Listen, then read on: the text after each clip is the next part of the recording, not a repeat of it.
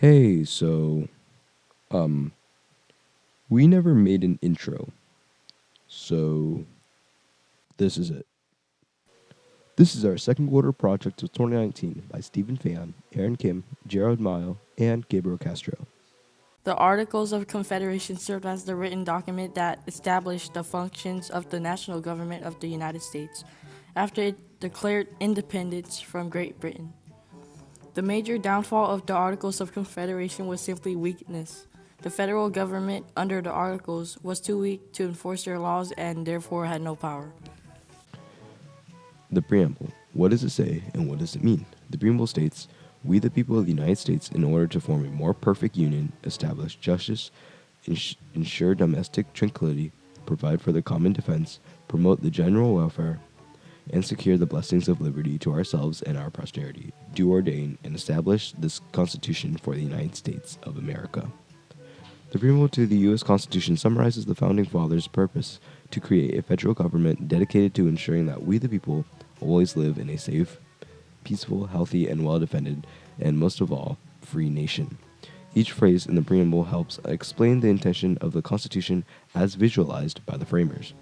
Americans like the idea of the constitutionalism because it strictly limits the government's power.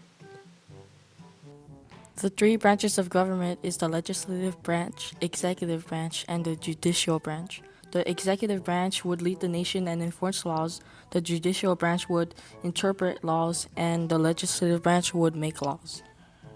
What is the legislative branch, House of Representatives, and the Senate, and what do they do? The legislative branch has power over the executive branch and makes the laws. This branch is made up of two houses of Congress, the House of Representatives and the Senate. The House of Representatives have the power to impeach a government official, while the Senate has the power to conduct an impeachment trial. What does the executive branch do? The main purpose of the executive branch is to establish, execute, and enforce laws. The executive branch is in charge of making sure that the laws and rules of the United States are followed and obeyed. The president is the main head of the executive branch, and their duty is to establish laws and make them official from a bill. If the president loses his job or her job by impeachment, then the vice president becomes president and becomes the head of the executive and judicial branches. The heads of the department help the president carry out decisions the government's made. What does the judicial branch do? The judicial branch has power over the legislative branch and are the ones to enforce the laws made by the legislative branch. This branch consists of the Supreme Court and the Supreme Court justices. 1. Representatives introduce the bill in the House. 2. The Speaker of the House sends the bill to a committee.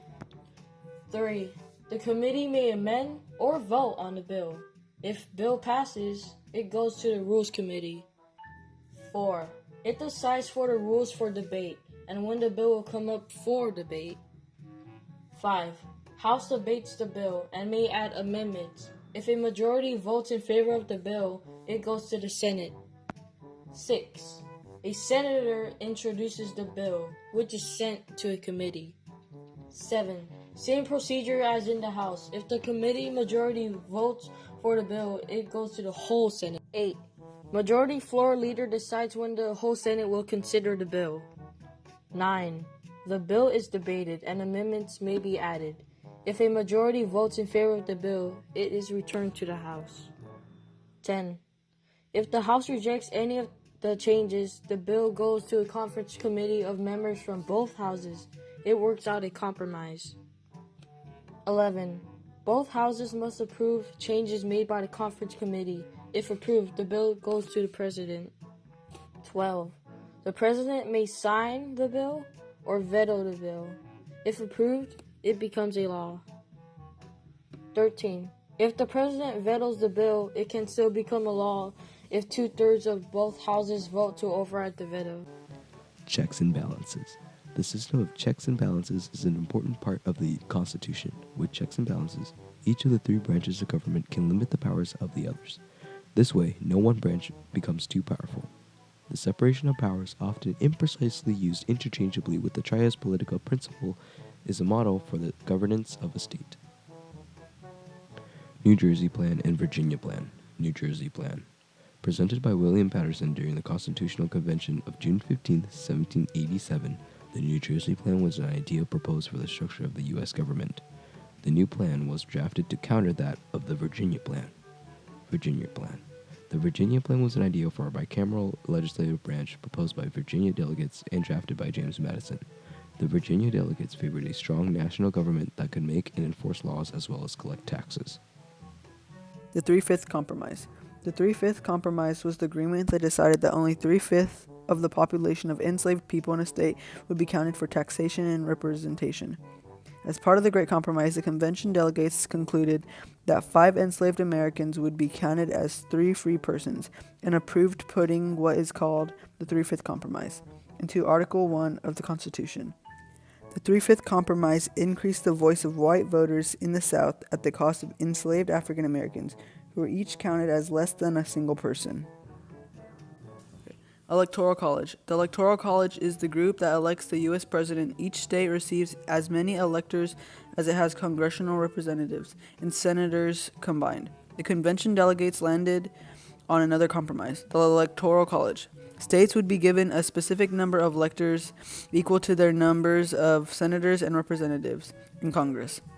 States would then choose their electors, who would cast their votes for president based on their voters' preferences. Amending the Constitution. Amending the Constitution consists of making an amendment or amendments and following with ratification. An amendment can be made or suggested by either the Congress with a 2/3 majority vote in both the House of Representatives and the Senate, or by a constitutional convention called for by 2/3 of the state legislators. The Bill of Rights. The first 10 amendments are the Bill of Rights. The purpose of the Bill of Rights is to protect the freedoms of citizens living under the federal government. First Amendment. In 1786, Thomas Jefferson wrote a statute for the state of Virginia that served as a forerunner to the First Amendment. This amendment protects the 5 freedoms of speech, press, religion, petition, and assembly. Second Amendment. The rights to bear arms. Third Amendment. No soldier shall be quartered in any home without the consent of the owner.